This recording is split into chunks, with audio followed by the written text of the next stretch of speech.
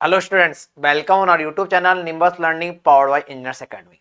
राजस्थान में आई हुई जेएसओ और जेईई की वैकेंसी के सिलेबस के अपन डिस्कशन करने वाले हैं। आपको पता है राजस्थान में जेईई की वहां पर 73 और जेएसओ की 27 वैकेंसी आई हुई है और यह वैकेंसी के लिए आपको तैयारी करने का बहुत कम टाइम मिलने वाला है, क्योंकि आपको पता है लगभग 5 से 6 महीने में आपको ज्वाइनिंग तक मिल जाएगी।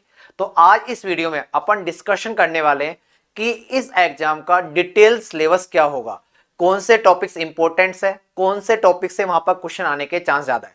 सबसे पहले अपन डिस्कशन करते हैं वहां पर जूनियर साइंटिफिक ऑफिसर जेएसओ के बारे में। यदि जेएसओ की बात करते हैं तो यहाँ पर जो क्वेश्चन पेपर आपको पता है 2 पार्ट में होने वाला है और वहां पर टोटल 75 क्वेश्चन होंगे। उसमें से वहां पर 60 क्वेश्चन आपके पार्ट 1 के और 15 क्वेश्चन आपके वहां पर पार्ट 2 के होने वाले हैं। ईच क्वेश्चन का वहां पर 3 मार्क्स होंगे। टोटल वहां पर 225 मार्क्स का पेपर होगा। ठीक है, यदि अपन बात करते हैं जेएसओ के सिलेबस का पार्ट 1 की, तो पहला पार्ट में जो वहां पर पहला टॉपिक है वो आता है बेसिक ऑफ द एनवायरमेंट का।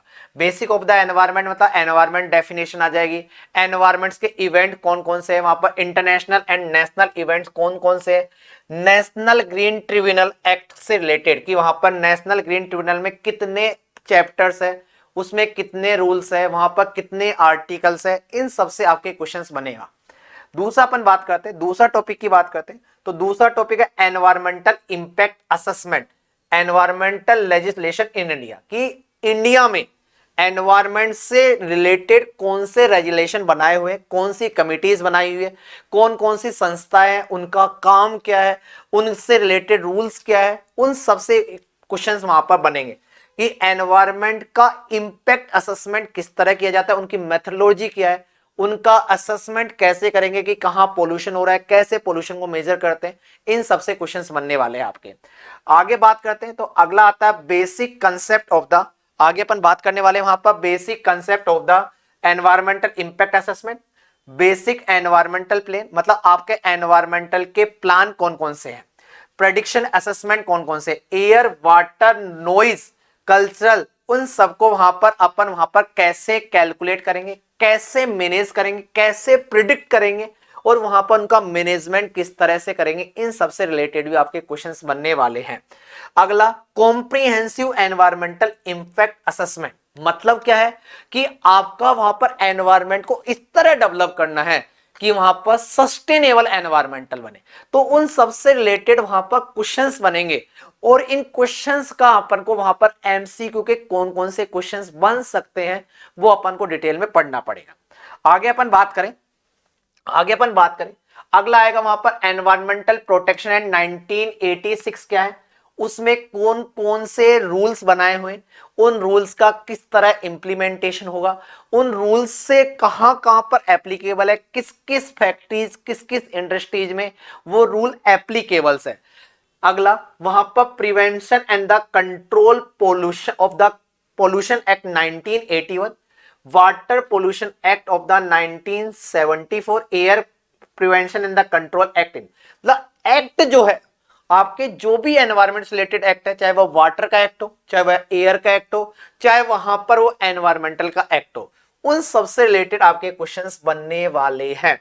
अगला इंपॉर्टेंट टॉपिक कि वहां पर आपका जो वाटर है, वेस्ट वाटर है, उनकी फिजिकल केमिकल बायोलॉजिकल क्वालिटी क्या होगी, आपका वेस्ट वाटर ट्रीटमेंट जो होगा उसकी वहां पर कौन कौन सी स्टेप्स होगी, वहां पर physical water quality suspended solid क्या होगा, कलर क्या होगा, उनकी एल्कनिटी क्या होगी, एसिडिटी क्या होगी, टेस्ट ऑर्डर क्या होगा, वहां पर उसकी ऑर्डर आएगी या नहीं आएगी, उसकी एसिडिक नेचर होता है या एल्कलाइन नेचर होता है, इन सबसे रिलेटेड वहां पर क्वेश्चन करने वाले।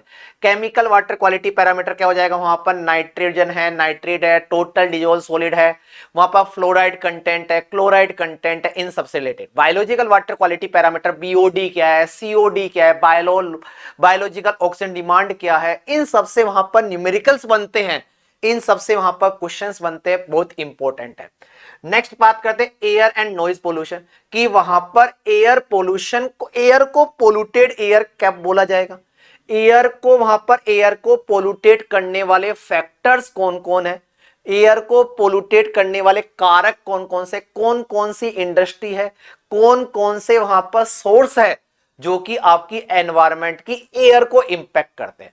फिर आपका वहां पर एयर में को पीएम पर्टिकुलेट मैटर कितना ज्यादा हो जाएगा, पर्टिकुलेट मैटर 2.5 क्या होता है, पर्टिकुलेट मैटर 5 क्या होता है, पर्टिकुलेट मैटर 10 क्या होता है, एसओएक्स क्या होता है, एनओएक्स क्या होता है।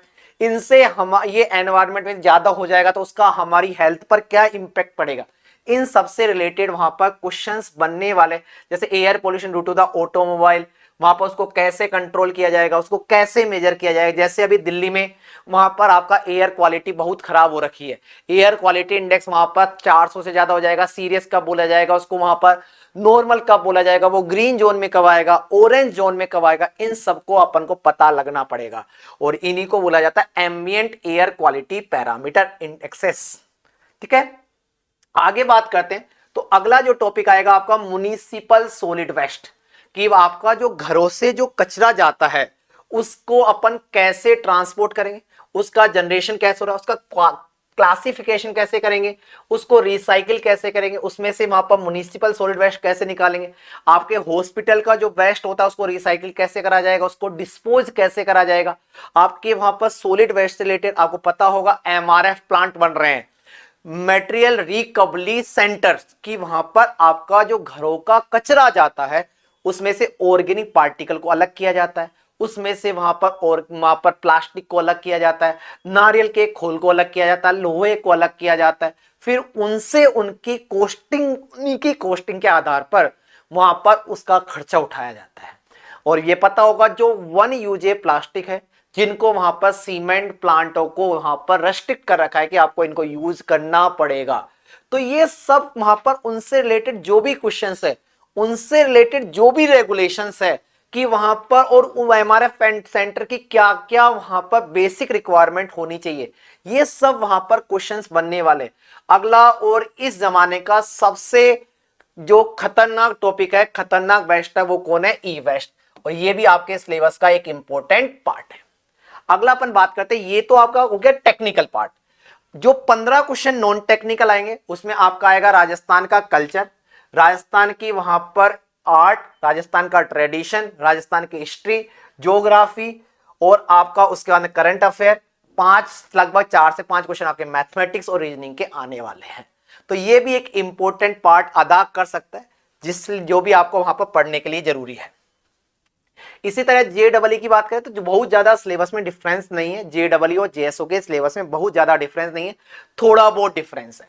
यदि अपन यहां पर बात करें वही एनजीटी, पहले वो basic of the general knowledge आ गई, वहां पर एनवायरमेंट एंड जनरल नॉलेज आ गई, इंटरनेशनल एंड नेशनल इवेंट आ गए, एनजीटी आ गया। अगला वही वाटर से रिलेटेड, वहां पर वही वाटर की क्वालिटी आ गई, वेस्ट वाटर की क्वालिटी आ गई, उसके ट्रीटमेंट प्लांट कौन कौन से होते हैं वहां पर, कोगुलेशन क्या होता है, फ्लोकुलेशन क्या होता है, फिल्ट्रेशन क्या होता है वहां पर, रैपिड सैंड फिल्टर क्या होता है, स्लो सैंड फिल्टर क्या होता है वहां पर, प्रेशर फिल्टर क्या होता है, ग्रेविटी फिल्टर क्या होता है, डिसइंफेक्शन प्रोसेस क्या होती है, आपका वेस्ट वाटर ट्रीटमेंट का फ्लो चार्ट क्या होता है, कौन सी प्रोसेस कब की जाती है, कौन सी प्रोसेस के द्वारा कौन से मटेरियल को दूर किया जाता है, और कौन सी प्रोसेस में कौन से मटेरियल का यूज किया जाता है तो वहां पर उसको दूर करें। एरेशन प्रोसेस क्या होती है, एरेशन प्रोसेस क्यों यूज की जाती है, एरेशन प्रोसेस के द्वारा वहां पर वेस्ट वाटर और वाटर में उपस्थित कौन सी इंप्योरिटीज को दूर किया जाता है।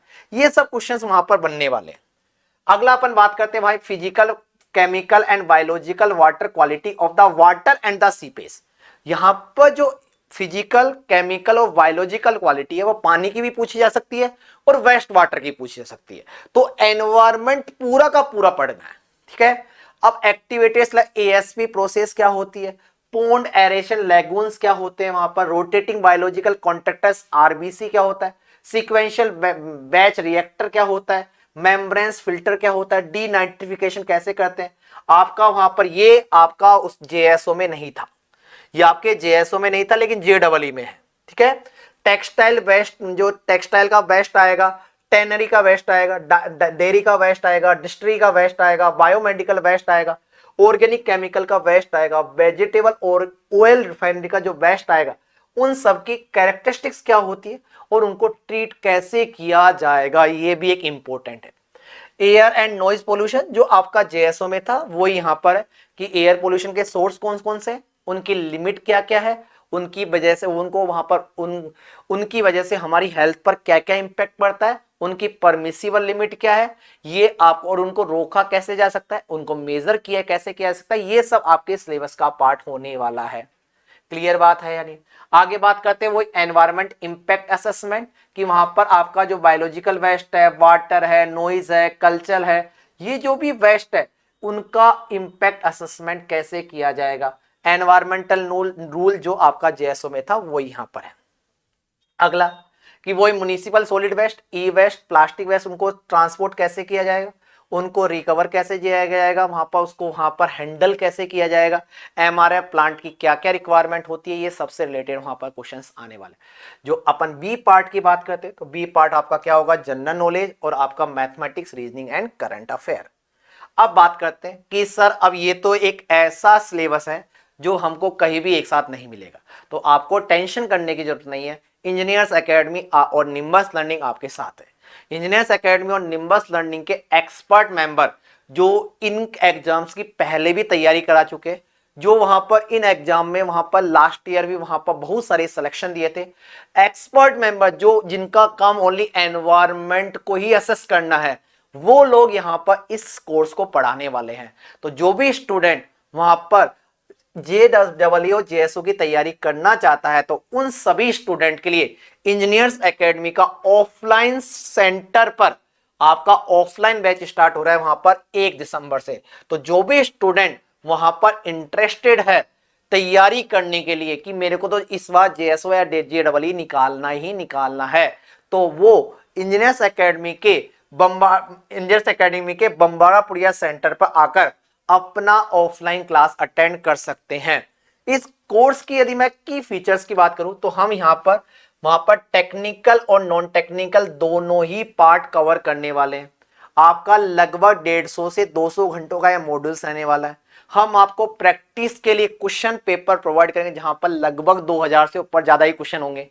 ठीक है, आपको इस कोर्स का ऑनलाइन एक्सेस मिल जाएगा। यदि अपन को कभी ऑफलाइन क्लास मिस हो जाती है तो आप ऑफलाइन, क्योंकि वहां पर जो क्लास ऑनलाइन में पढ़ाई जाएगी वही ऑफलाइन पढ़ाई जाएगी, वही ऑनलाइन में जाएगी। आपको वहां पर रिकॉर्डेड 1000 क्वेश्चंस का प्रैक्टिस सेट भी मिलने वाला है। साथ साथ में क्वेश्चन तो मिलेंगे ही मिलेंगे, उसके अलावा 1000 क्वेश्चन प्रैक्टिस सेट वहां पर रिकॉर्डेड फॉर्म में मिल जाएंगे उनका डिटेल सॉल्यूशंस के साथ। अगला यदि अपन बात करते हैं, यदि आप वहां चाहते हो सर मैं ऑफलाइन तो नहीं आ सकता लेकिन ऑनलाइन अटेंड करना चाहता हूं, तो वहां पर लाइव ऑनलाइन कोर्स भी हम यहां पर लॉन्च कर दे हैं। और यह लाइव ऑनलाइन कोर्स जो है वो आपके क्लासरूम से लाइव होने वाला है, जो कि आपका जो ऑफलाइन क्लास में पढ़ाया जाएगा वो का वही क्लासेस आपकी ऑनलाइन में जाने वाली है। और यह कोर्स भी आपका 1 दिसंबर से स्टार्ट होगा। तो जो भी स्टूडेंट यदि ऑनलाइन परचेज करना चाहता है तो आज ही डाउनलोड कीजिए निम्बस लर्निंग ऐप, और या आप हमारे हेल्पलाइन नंबर 7374000888 पर कॉल कर सकते हैं। जी सर मैं तो रिकॉर्डेड पढ़ना चाहता हूं क्योंकि मैं लाइव अटेंड नहीं कर सकता, तो यहां पर मैं तो मेरी इच्छा होगी जब पढ़ूंगा। तो यदि आप रिकॉर्डेड कोर्स करना चाहते हो तो रिकॉर्डेड कोर्स भी आप परचेज कर सकते हो, जो हमारे वहां पर रिकॉर्डेड फॉर्म में अवेलेबल है। इस रिकॉर्डेड कोर्स में आपके सिलेबस के आधार पर पूरा का पूरा सिलेबस मिलने वाला है। Technical and non technical part पूरा मिलेगा आपको। वहां पर लाइव प्रैक्टिस क्लास मिलेगी वहां पर टेक्निकल कोर्स की, नॉन टेक्निकल की नहीं मिलेगी, ओनली टेक्निकल की। लेटेस्ट करंट अफेयर मिल जाएगा, पूरे लेक्चर्स की पीडीएफ मिलेगी, आप वहां पर कितनी भी बार देख सकते हो। आपका ये कोर्स जो है वो वहां पर ऑनलाइन और ऑफलाइन दोनों, सॉरी आपका मोबाइल और लैपटॉप दोनों में आप देख सकते हो, वहां पर आईफोन में भी आप देख सकते हो। यदि आप वहां पर ऑनलाइन कोर्स या लाइव ऑनलाइन कोर्स या ऑफलाइन कोर्स या रिकॉर्डेड ऑनलाइन कोर्स परचेज करना चाहते, आप किसी भी फॉर्मेट में अपनी तैयारी करना चाहते हो तो निम्बस लर्निंग और इंजीनियर्स एकेडमी की टीम आपके साथ है। तो आप यहां पर कॉल कर सकते हो 7374000888 पर। किसी भी तरह का आपको डाउट है, किसी भी तरह की आपको इंक्वायरी चाहिए about the course, about the तैयारी कैसे करनी है, तो आप बिना कोई देर किए आज से ही तैयारी का सोचना स्टार्ट कर दीजिए। और 1 दिसंबर से इंजीनियर्स एकेडमी के बैच स्टार्ट हो रहे हैं, तो वहां से हमको ज्वाइन करना है और हमको इस बार एग्जाम क्लियर करना है। तो यहां पर ही मैं अपनी वाणी को विराम देता हूं। धन्यवाद।